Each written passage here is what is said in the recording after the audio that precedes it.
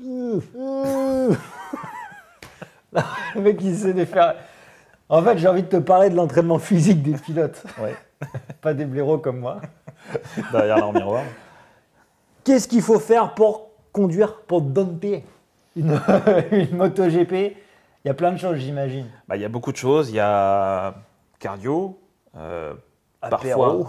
parfois un peu de muscu, gestion de la respiration, donc en apnée ou autre. Ouais. Et il y a de la proprioception pour tout ce qui est gestion d'équilibre et tout ça. On voit souvent des pilotes s'entraîner avec une planche sur un ballon, Oui, oui, c'est vrai. avec tenant une barre. C'est vraiment gestion d'équilibre, faire les yeux fermés. Voilà, donc Avec des gens qui te mettent des claques. Je sais pas quoi.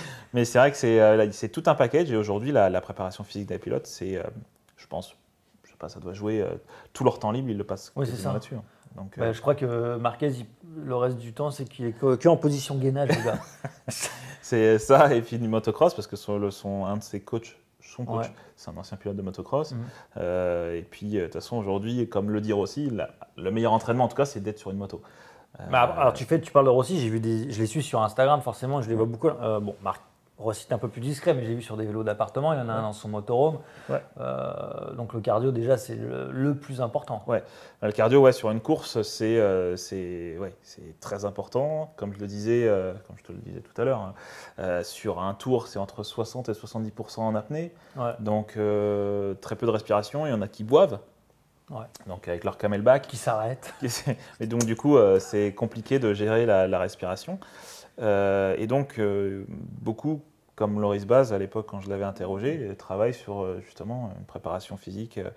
Alors, c'est pas je vais faire de l'entraînement, je vais m'entraîner pour la respiration. C'est plutôt je vais faire du sport en rapport avec ce qui ressemble à la moto. Donc, typiquement, faire dans les mêmes conditions, dans les mêmes on va dire. conditions, avec une intensité différente selon un tour, une intensité différente selon les circuits.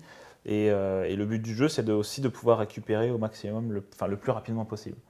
Le but, c'est de pouvoir récupérer jusqu'à l'époque quand je l'avais interrogé, même son coach, c'était entre 4 et 5 pulsations, peut-être un peu plus, donc en fait, entre deux virages. D'accord, en fait, tu fais pour récupérer pour le prochain effort. Pour le prochain effort, pour faire un effort équivalent. Parce qu'ils ont juste le temps voilà. De toute façon, en plus, on voit aujourd'hui, pour éviter les cabrages de la moto, les pilotes ne roulent jamais en ligne droite. Ils sont toujours comme ça. Donc, ils ont très peu de moments de repos sur une moto. Donc, même si on prend des circuits aussi comme Austin, où il y a je sais plus, une vingtaine de virages, je crois, un truc comme ça. Donc, c'est quand même assez compliqué. Donc, la gestion de la respiration, c'est très, très important. C'est-à-dire qu'il faut penser à ton pilotage, à régler ta moto, on sait ce qu'il y a sur les manettes, et à ta respiration. Quoi. Exactement. Donc là, c'est le but du jeu, c'est que ça devienne le plus naturel possible. C'est quand on fait beaucoup de répétitions qu'au bout d'un certain moment, ça devient, on n'y pense plus. Et en ayant interrogé Dani Pedrosa à l'époque, lui me disait que justement, lui, il ne s'en soucie pas du tout de la respiration. Il s'en fiche. Lui, c'est naturel et ça ne l'a pas empêché de terminer plusieurs fois vice-champion du monde et de gagner, de tenir tête à des pilotes comme Rossi ou Marquez, même Lorenzo. Mais du coup, il y a plusieurs philosophies. Oui, en fait, chaque pilote est différent. Voilà, aussi, après, il y en a, typiquement, si on prend Johan Zarco, qui travaille vraiment sur la respiration. On l'a vu dans un reportage sur Intérieur Sport, je crois, où on le voit s'entraîner. Il est suivi par un apnéiste et puis même au rameur avec un masque, dans des conditions, et en apnée dans une piscine municipale. Exactement. Après, il y a beaucoup disent que beaucoup de pilotes sont en Andorre pour des raisons fiscales, mais il y a aussi le fait de travailler en altitude qui joue beaucoup. Faire du vélo en altitude avec, je ne sais plus comment on appelle ça, en hypoxie, je crois, c'est ça qu'on dit. Je ne sais pas. Moi, je confonds avec la peinture époxy. Non, mais on est pas en hypoxie, donc c'est du coup avoir moins d'oxygène et donc travailler vraiment sur ça. C'est pour ça que beaucoup vont s'expatrier en Andorre et travailler en altitude. Bon, écoute, on va y aller alors. Je pense. Et il y a aussi une chose importante que j'ai pu voir, j'avais vu sur un article, on le voit avec Marquez par exemple, c'est qu'il s'entraîne pour ne pas se faire mal. C'est-à-dire qu'en fait, il travaille énormément sur tout ce qui est souplesse. Alors forcément, c'est pour de la récupération aussi, bien sûr, mais aussi la souplesse pour ne pas se blesser en tombant. Exactement, ça c'est aujourd'hui de plus en plus, même à l'époque, un des premiers articles que j'avais écrit avec Loris Baz, c'était d'apprendre à tomber en fait. Apprendre à tomber. Aujourd'hui, ça fait partie du package qu'un pilote doit savoir. Appréhender une chute, c'est aussi important que d'appréhender le comportement d'une moto. Et aujourd'hui, on est très vite désarçonné. Et donc, du coup, on doit apprendre à tomber, ne pas se blesser, pouvoir remonter sur la moto, repartir pour récupérer des points, c'est ça, pour ne pas rater sa qualif parce qu'elle dure maintenant que. Exactement, si on se souvient, je crois que minutes. c'était à Saint-Marin l'année dernière, Marquez qui fait un. Je ne sais pas si c'est un high side, mais en tout cas qui fait une chute à haute vitesse. Sa visière a été déboîtée et tout ça, mais il a quand même couru pour rejoindre son box et reprendre sa moto alors qu'on était en Q2. C'est des préparations, c'est mental, mais aussi physique, justement, donc souplesse, d'apprendre à tomber, de bien tomber. Si on se souvient de Gilberto à l'époque, par exemple, il y en a d'autres qui le font, mais quand il tombait, il se cachait les membres, les extrémités pour éviter de se les casser, poignets, doigts, scaphoïdes, parce que ça, c'est des trucs qui prennent très cher. Donc oui, c'est très très très important. Et Marquez est l'un des plus souples. Enfin, on le voit aujourd'hui, tous ces rattrapages, il faut quand même faire preuve d'une certaine dextérité au niveau de la souplesse.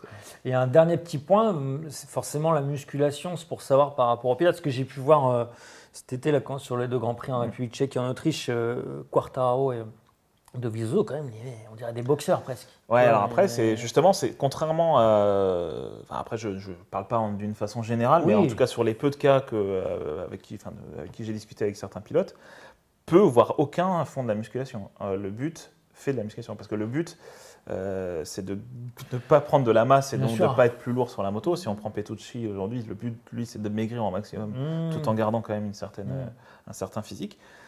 La MotoGP, une MotoGP aujourd'hui, ça suffit largement pour muscler, largement. Après, c'est un travail de force en fait pour tenir cette moto. C'est de force sans gagner, sans prendre de la masse. Du volume, exactement. Et donc ça, c'est être suivi par un coach et avoir un entraînement complet, pas que focus sur les muscles, mais voilà, comme tu dis, sur la force. Ouais, je l'ai vu avec Lorenzo sur ses entraînements. Il le met souvent sur Instagram. En fait, c'est pas de la masse, de la masse qui va soulever. C'est vraiment, ça se voit, c'est pour travailler de la force, quoi. Exactement. C'est tu prends des gabarits comme Dani Pedrosa à l'époque, même quand on le revoit encore aujourd'hui à Goodwood là, sur les photos. À côté de. Moi, j'ai un pote qui s'entraîne avec Pedrosa. En fait, c'est ses poids, c'est son poids.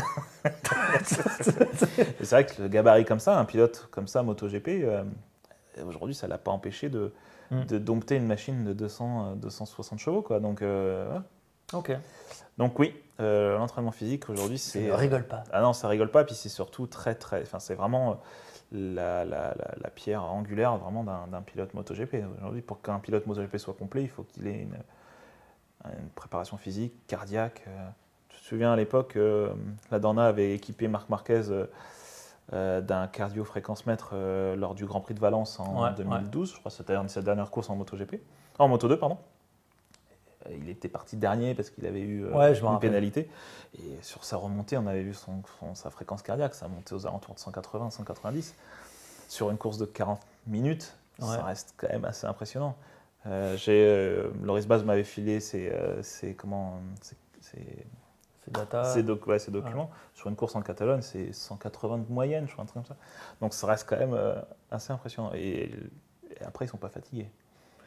Ok, donc je pense qu'on va terminer là-dessus. Ça veut donc dire qu'on va aller s'entraîner là, peut-être. Ouais, je pense.